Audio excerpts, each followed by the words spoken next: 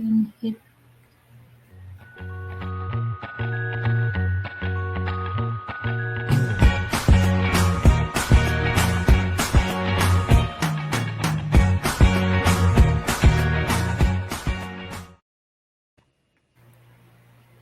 What happens when engineering excellence meets the power of practical innovation? Welcome to the PhD with Women on IT Hack the Future. My name is Jamil Navarrosa, and today's PhD of Positivity Hack Delivered will be by our guest Angela Thurman. And we will discuss about her Tech Talk Tuesdays, how Angela Thurman brings innovation to life. Episode 200 starts here. Let me remind you, this is a grassroots community that focuses on women on IT, an inclusive forum of women in technology, startups, and female leaders who are supported by men as well. And I bring heart to that hustle because empathy is my mojo, and empathy is critical in innovation to life.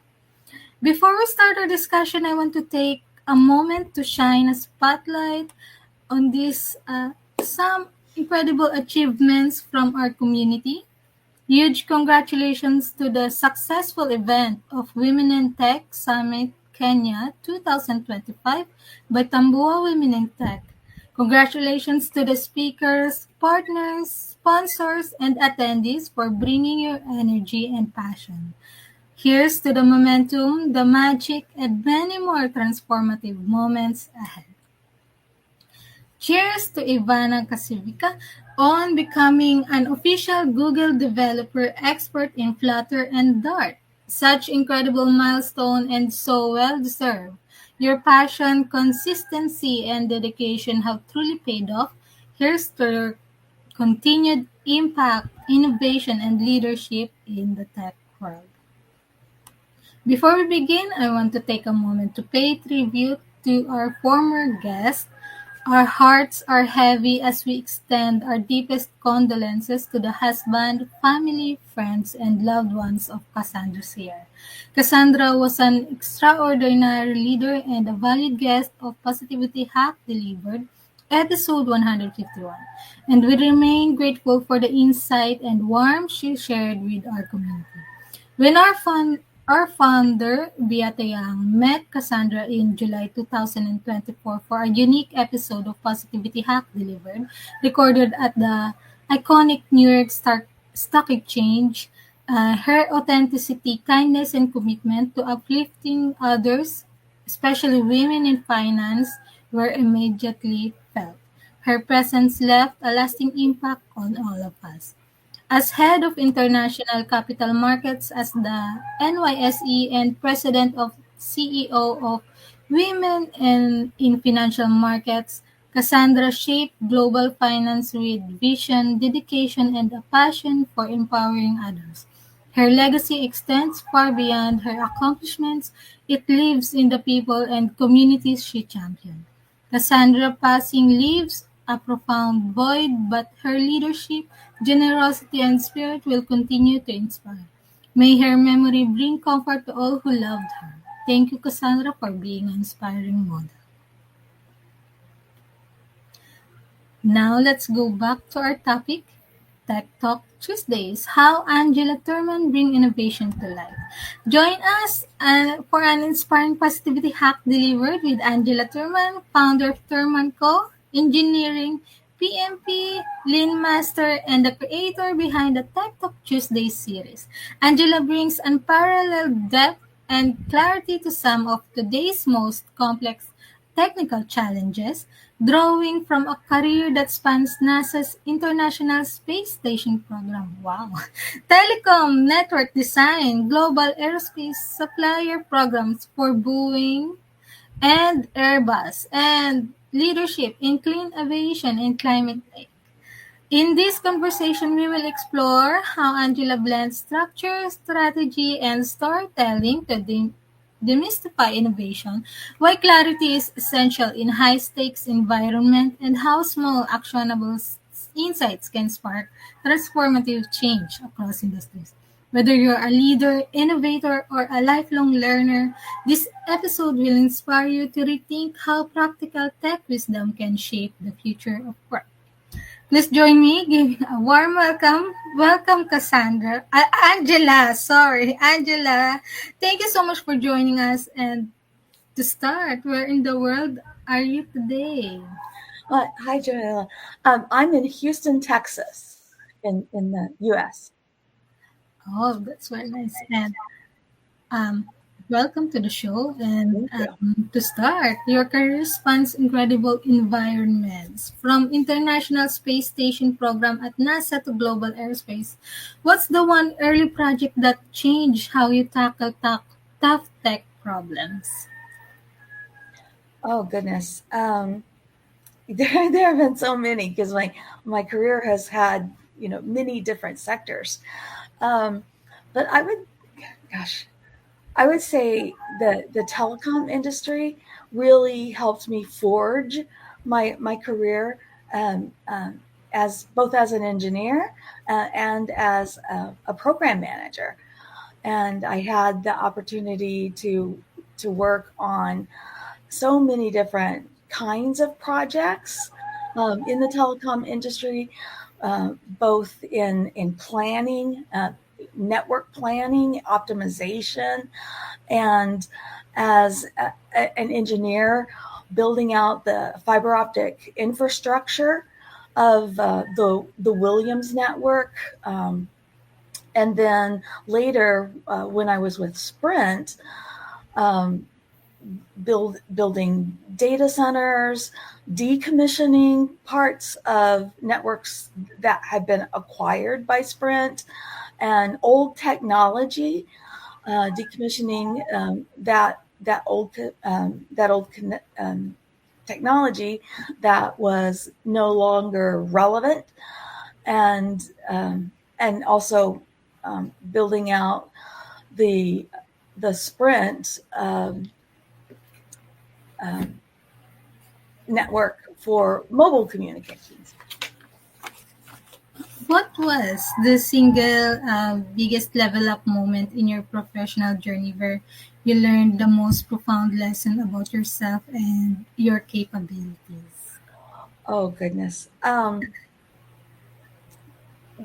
There have probably been a couple, but one of them I would say is that while I was working for Collins Aerospace, I had the opportunity to be seconded to a subcontractor's facility to help them ensure that the product that they were producing for Collins was delivered on time.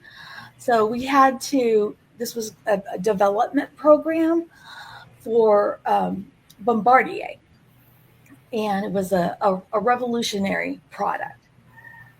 And so we had to go through qualification of that product and then certification uh, for um, for flight. And it was the what we would call the long pole in the tent. It was going to hold up the certification of the aircraft, and delay entry into service of that aircraft if we were not on time, or possibly the aircraft would be delivered, but without this product on board, which would be um, it would be a bad outcome to say the least.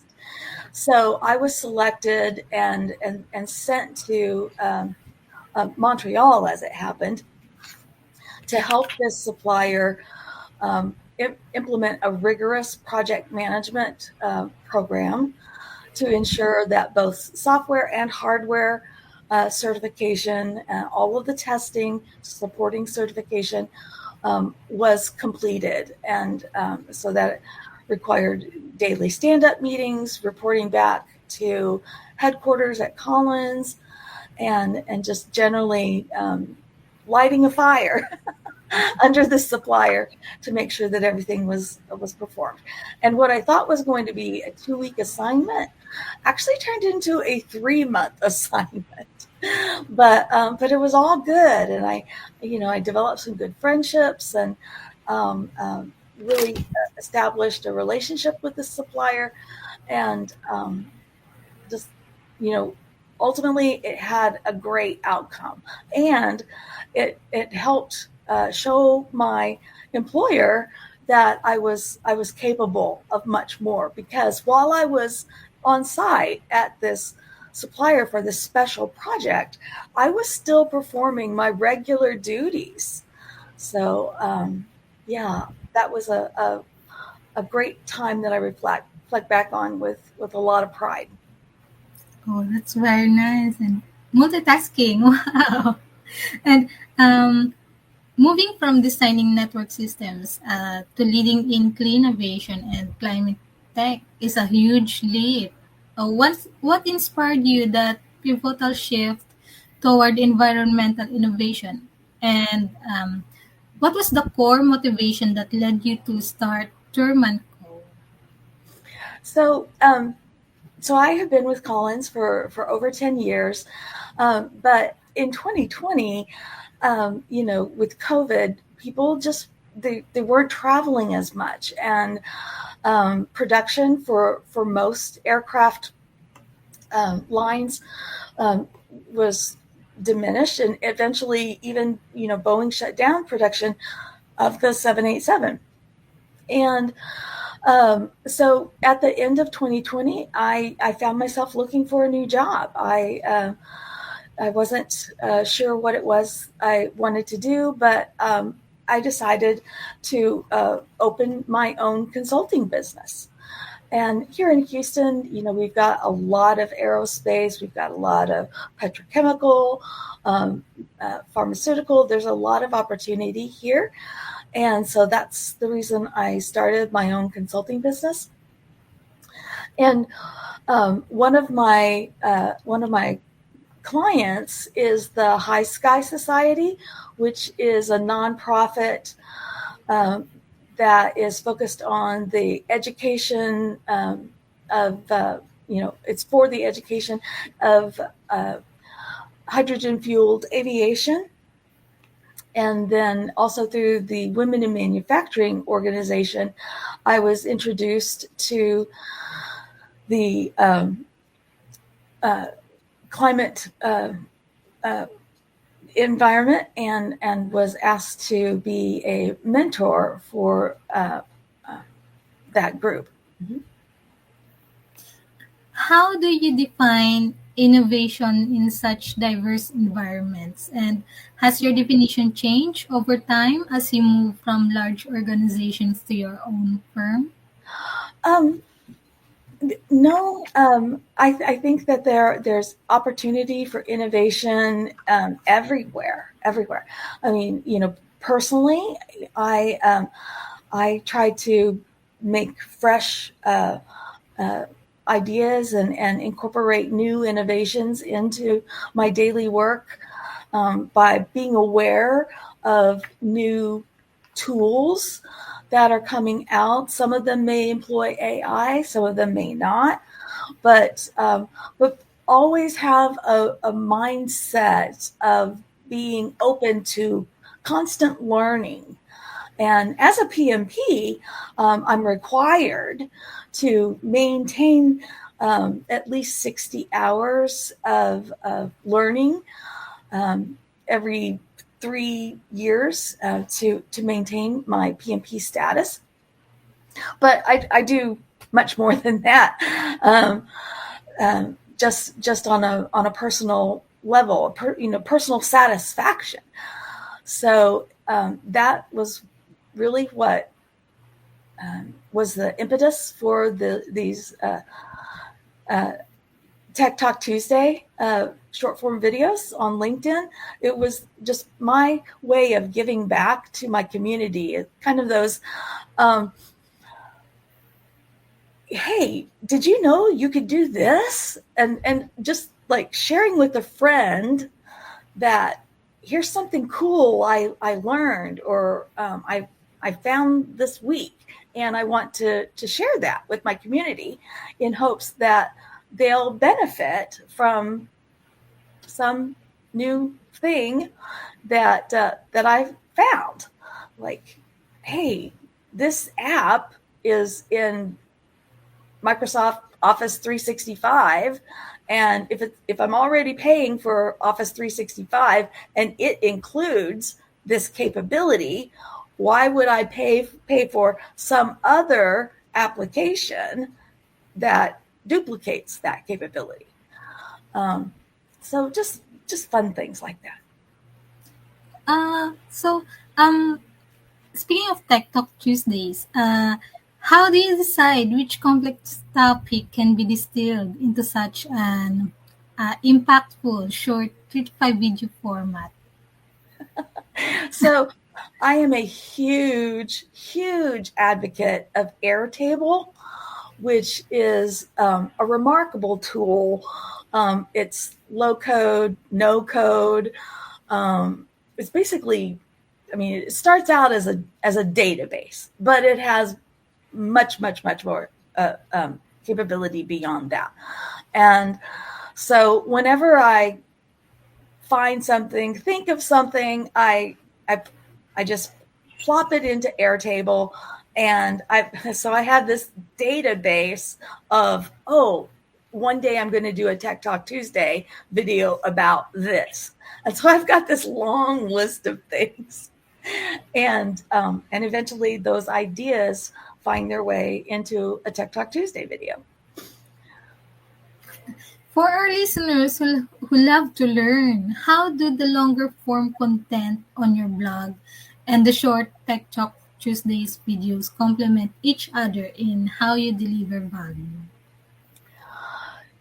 That's a great question. So the blog is much more intentional, and I really have like three or four main themes in my blog, and they're around lean manufacturing, program management, supply chain resilience.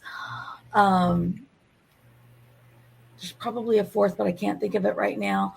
And so those are the main themes around my blog, and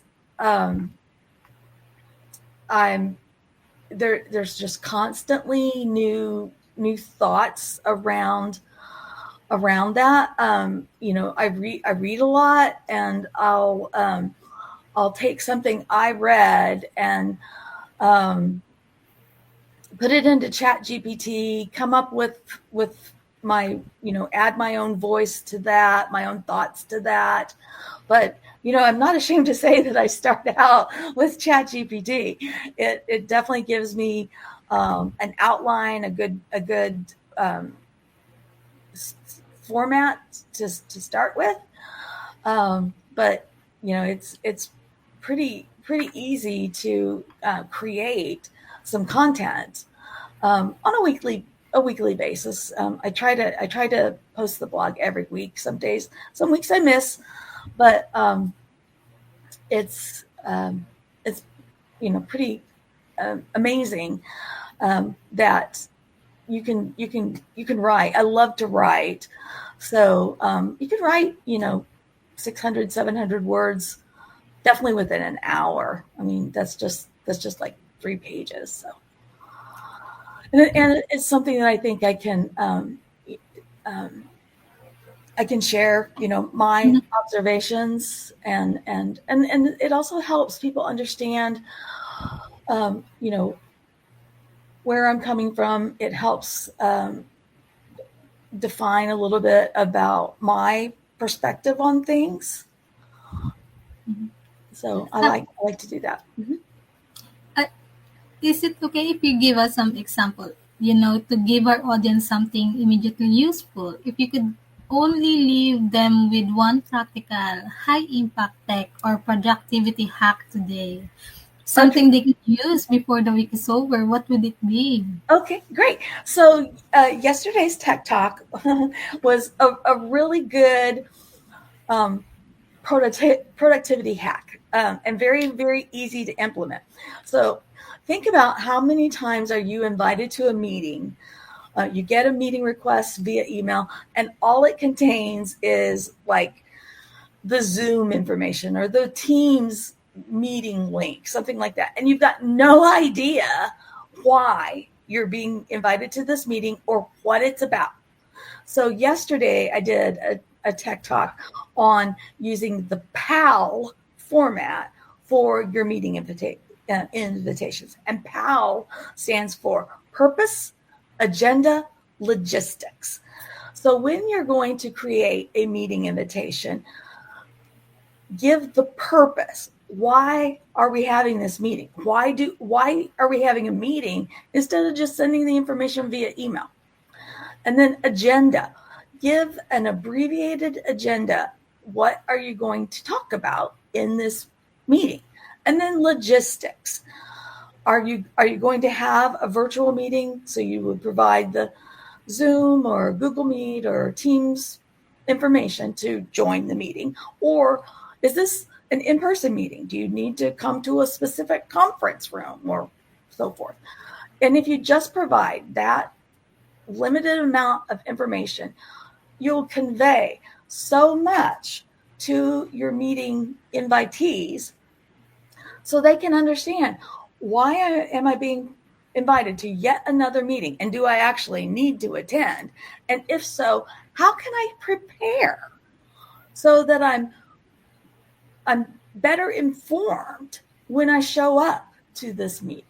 And that was something I learned from another PMP when I first started working at Sprint, and I just grabbed onto that, and I have taken it with me to every job since then.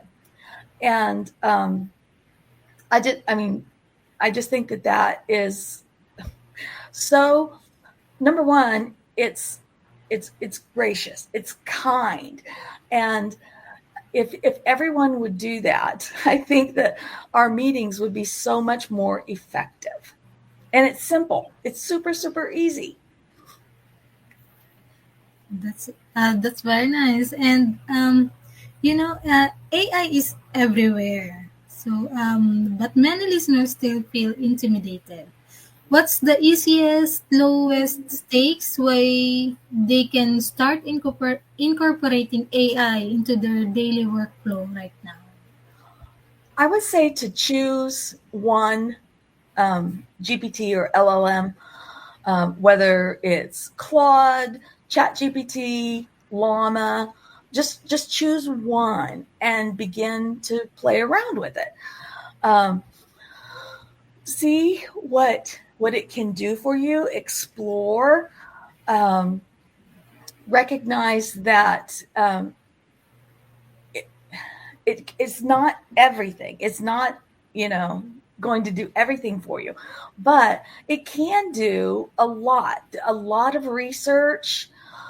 It can do so much. It can prepare tables. It can prepare documents. It can answer research questions, and just see how much time you can save by using one of these tools. And then, when you feel comfortable with that basic level of using some GPT, then branch out to something more. Explore the AI capabilities in Canva or some other image development tool.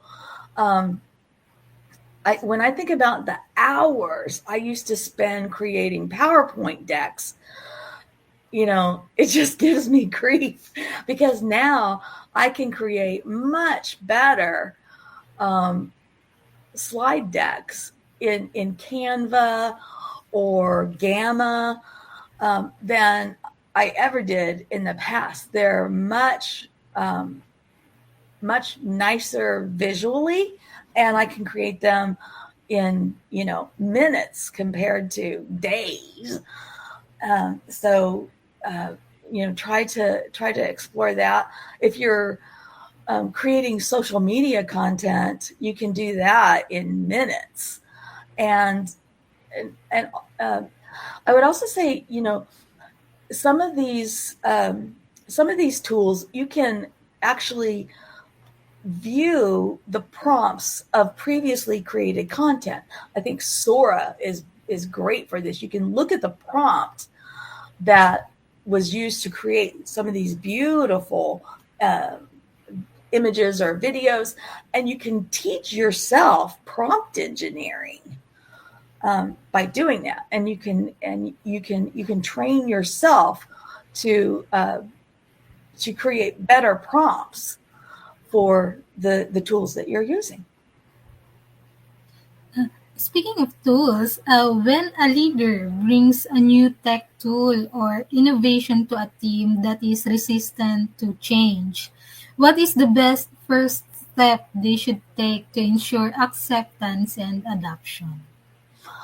Oh, that's an excellent point. So to ensure acceptance or adoption in your team, I think the first thing that the leadership should do is to help that team understand how this new tool is going to make their life better, make their life easier. So, is it going to save them time? Is it going to reduce the complexity of the process they have in place today?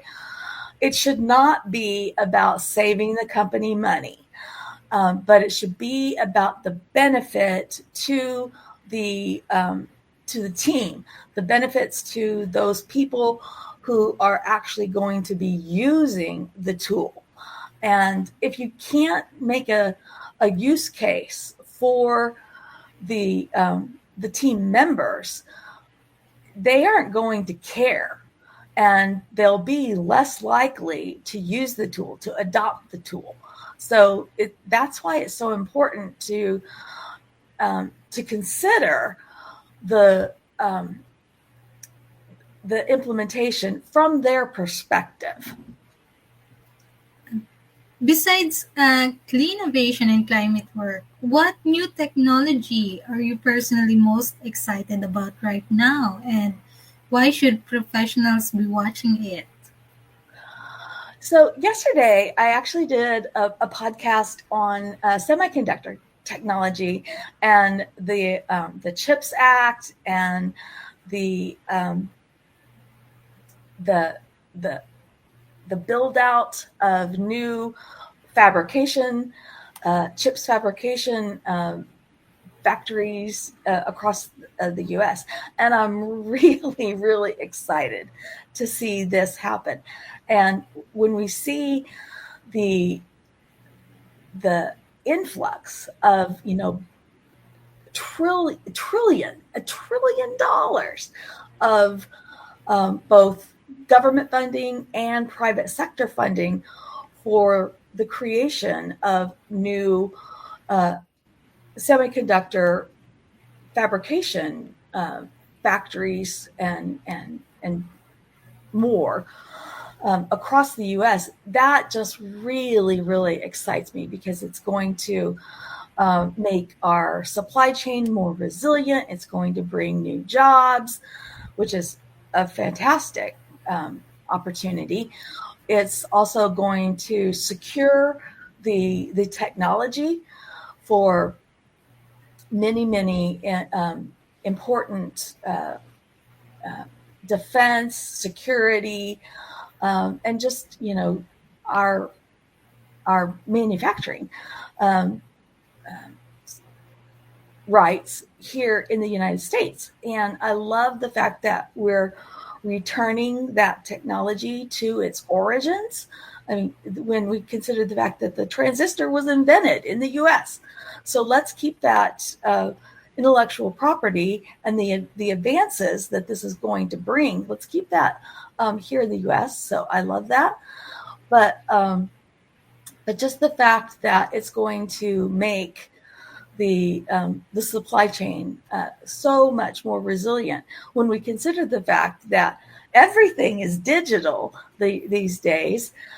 So that means that there's a semiconductor, a microprocessor in all of these products. So that's just something I'm really excited about. And being from Texas, or living in Texas now, we have two huge hubs of semiconductor um, production here in Texas. One in North Texas, in the around the Dallas area, and then the other in Austin. So I'm really looking to see what those impacts will be for our Texas economy. Well, that's amazing. And if you have enjoyed the conversation so far with Angela Thurman, please take a moment to drop us a lovely rating wherever you listen. A question, a little heart, or a like goes a long way. And if you know someone who'd enjoy this, hit that share button.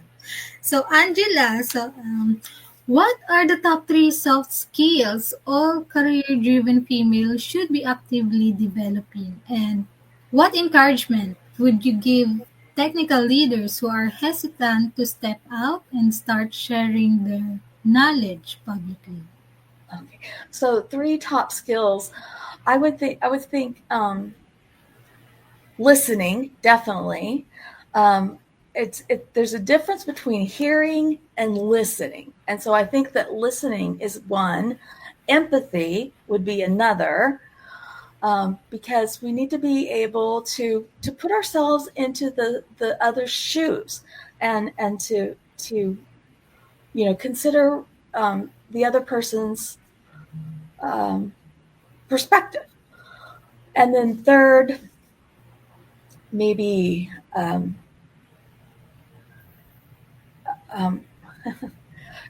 just being diligent,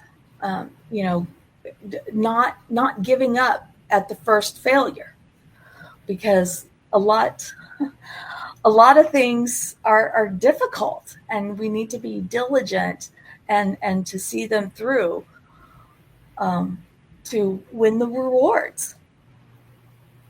Uh, for the women in our community, what is the most valuable piece of career or life advice you would give to help them advance their career or start an entrepreneurial journey? I would say find a mentor. Um, and that's hard, I think, for a woman to find someone, but it makes such a difference. And when I look back over my career, having mentors at different points in my career made all the difference. So whether it's an official mentor-mentee relationship or program, find someone that you can um, ask to help you, to advocate for you. But that can make all the difference. So, speaking of mentor, none of us are able to achieve success without some help along the way. Is Yes. there a particular person who you are grateful towards who helped to get where you are today? Mhm. Um, there have been several, but I would say that my biggest mentor was actually um, an a professor in college, and this I've actually known this man through for most of my life. He was a deacon in my church, so he knew me, even through college, and he really he he helped me uh, when I was in high school by by getting me a subscription to Woman Engineer magazine. And so he encouraged my interest in going into engineering in college. And then he was a professor. He was the chairman of our division.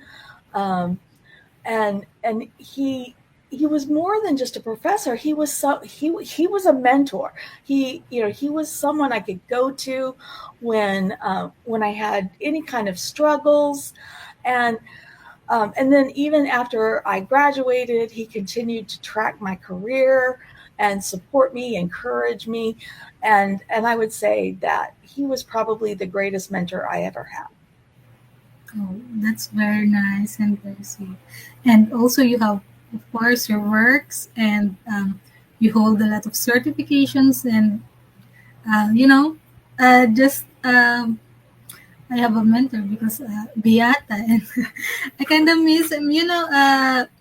There's I have Beata is a mentor of me, and she really pushed me to do something like this because I don't really talk, and I'm not really good at conversations. But it's uh, she saw something in me, and she's pushing. So I kind of proud of what I do today, and you know, sitting here. So yes, having a mentor is really a blessing. Hmm. And you hold PMP and Lean Master certification. What is your overall strategy or for approaching and solving complex technical or business problems? And how do structured methodologies help you avoid chaos? Hmm.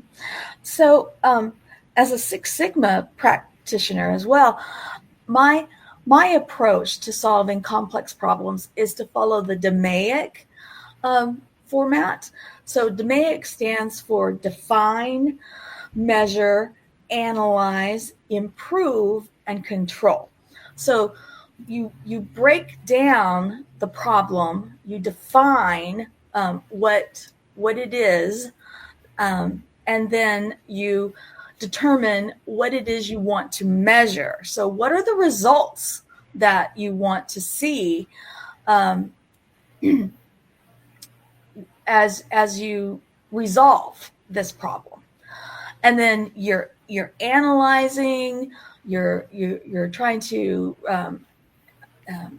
examine the data that can be collected, and find out um, where the problem is coming from. And then with that information, you find ways to improve. So you find solutions. And then once you implement those improvements, you control. And you so you continue to track those improvements to validate that they have in fact solved the original problem. So that's how I approach problems, and I think that helps solve a lot of problems. So the DMAIC process is the one that I prefer. Out of all Tech Talk Tuesdays you created, what is one tip or hack that generated the most surprising or enthusiastic response from your Oh my audience? goodness. Um, which one? I would I would say I would have to look back, but I would say it was one of the fairly simple things like did you know you could create PowerPoint slides directly from Microsoft Word? And that's a simple use of a tool that already exists, and people didn't know that. And I think that got like over 1,000 impressions on LinkedIn, and I was I was shocked, but When but I was really but that really validated for me that people wanted this information. yes, when a hack doesn't work out, what's your advice for people on how to handle it? I'm sorry, I didn't quite catch that. When When a hack doesn't work out, what's your advice for people on how to handle it? I don't understand the question. When it doesn't I'm work out, Yes, when some tips or hack doesn't work out on some people, um, what's your advice to that people how to handle that kind of situation. Well, I think that if it doesn't work out, maybe they need to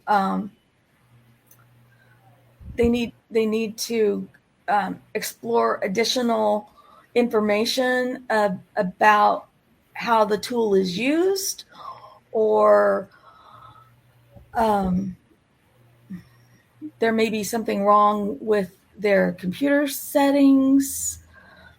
Is that what you mean? Okay, I think that's good. And Okay. so, Angela, are you working on any new exciting projects right now that you can share a hint about?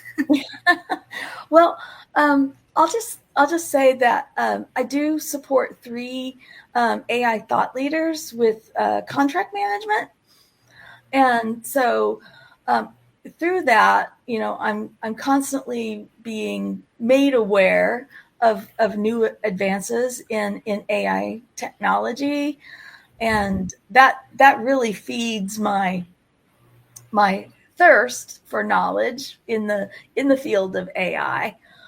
And so, yeah, I'll just leave it at that. Well, good luck and looking forward to your many more projects. And so far, as we are going to the end of our show, I'll ask you here. Eleanor Roosevelt once said, "Women are like tea bags. We don't know our true strength until we are in hot water." In life, how are you in hot water, Angela? How are you brewing?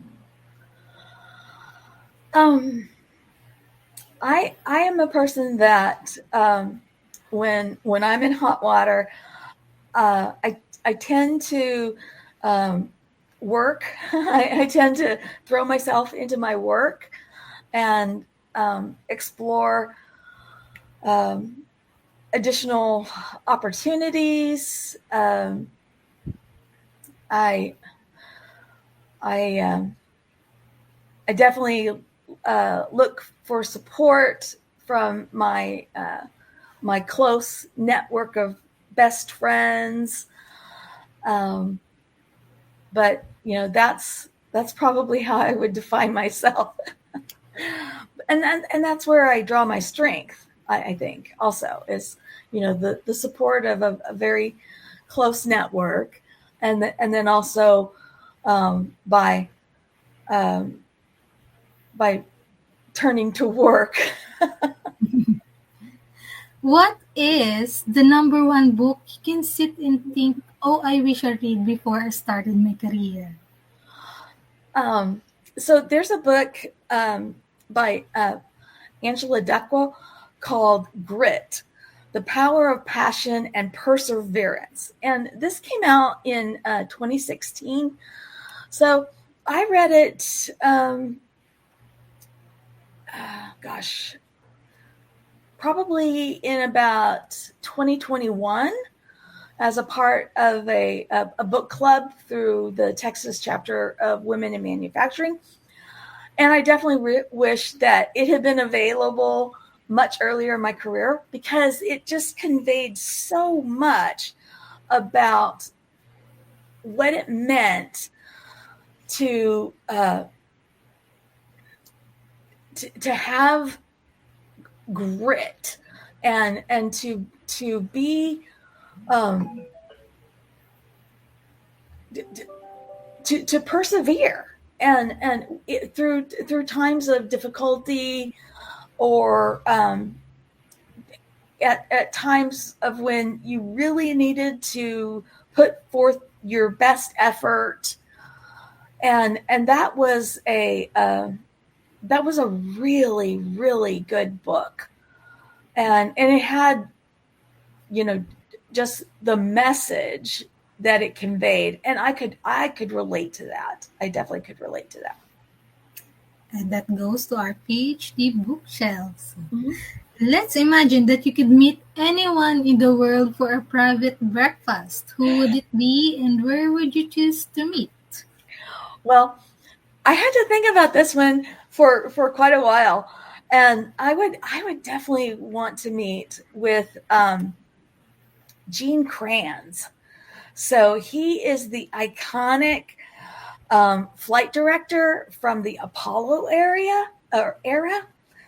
And for me, he is just the embodiment of, leadership under pressure and, uh, you know, procedural rigor, mission assurance, project management.